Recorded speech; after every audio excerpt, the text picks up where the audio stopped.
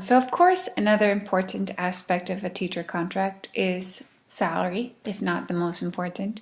And before I get into some of the details of how that is figured out, I did want to share some optimistic data. I'm going to interpret as optimistic. NPR did an article in which they reported data that EdBuild analyzed.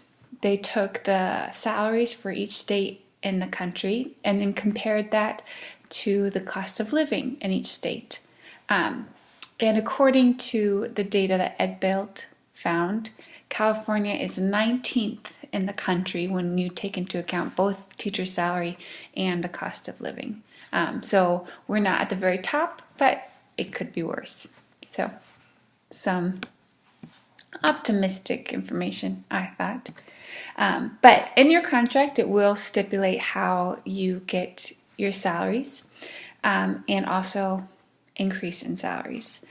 Generally, there is a credit-based salary increase. So BA plus 60 would be a bachelor's plus 60 credits. The contract itself will say how what professional development does count as credits.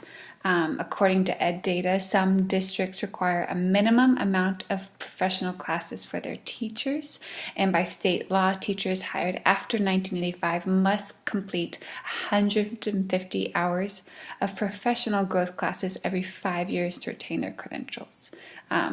So that will be determined by your district, what those credits are, but once you've accumulated a certain amount of credits stipulated in your contract, you will then be eligible for a pay increase.